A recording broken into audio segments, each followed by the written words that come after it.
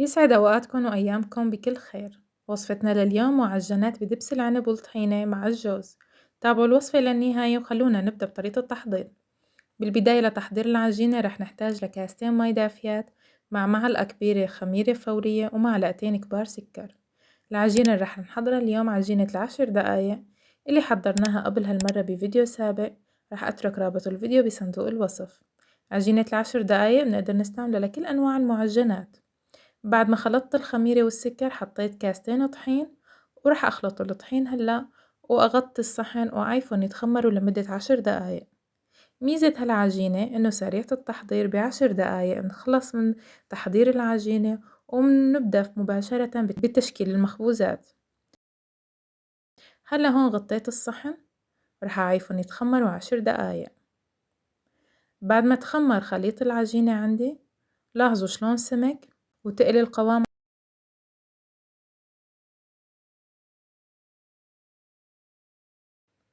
هلأ راح أضيف نص كاسة زيت نباتي مع معلقة صغيرة بيكنج باودر و3 كاسات طحين. الكاسة اللي استعملتها نفس عيار الكاسة اللي حطيت فيها طحين ببداية الفيديو وباقي المكونات السائلة. راح أبدأ بالعجن وأستمر لحتى أحصل على عجينة متماسكة وطرية. لاحظوا العجينة شلون صارت طرية. بستمر بالعجن تقريبا لمدة 5 دقايق وبعدها بنتقل للتشكيل مباشرة.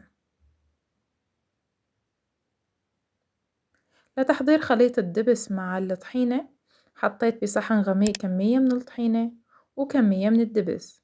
بالنسبة لعيار الدبس والطحينة على حسب الرغبة، إذا بتفضلوا الدبس يكون أكتر أو الطحينة تكون أقل، هذا الشيء عايد إلكن.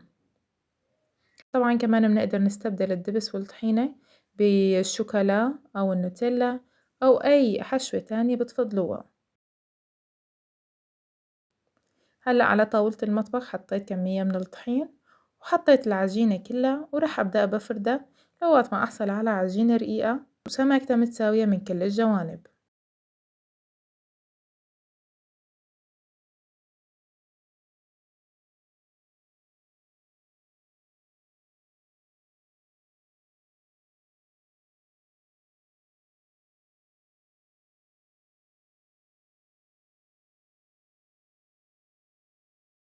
بهالشكل العجينة فردتها. راح أبدأ بإضافة خليط الدبس العنب مع الطحينة. مثل ما قلنا بالنسبة للحشوة بنقدر نضيف أي نوع حشوة تانية بتفضلوها.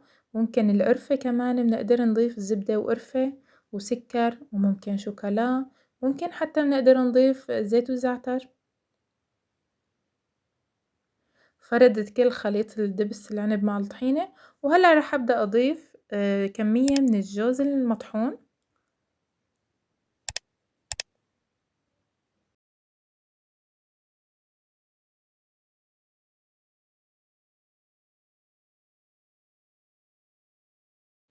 هالوصفة مفيدة جدا وخصوصا في فصل الشتاء، كون إنه دبس العنب مفيد جدا للصحة. بعد ما فردت الخليط الدبس والطحينة والجوز ببدأ بلف العجينة على شكل رول.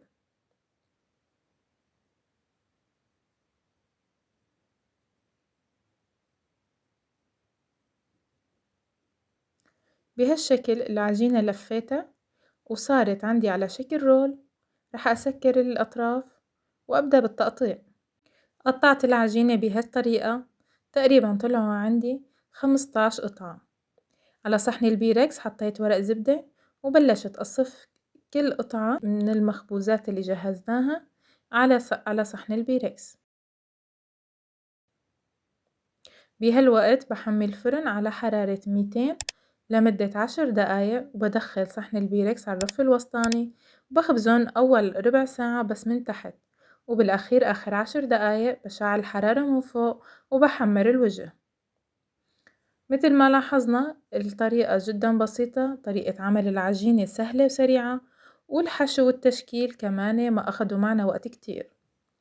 بعد ما انخبزوا بالفرن تقريبا نص ساعة وتحمر الوجه صارت وصفة اليوم عنا جاهزة. حضرنا معجنات بدبس العنب والطحينة والجوز، وصفة مغذية جدا ونافعة بفصل الشتاء وخصوصا للأطفال. بتمنى الوصفة تكون عجبتكن، وإذا عجبتكن ياريت تشتركوا بالقناة وتفعلوا زر الجرس ليصلكن كل جديد، وبنلتقى بوصفة جديدة إن شاء الله.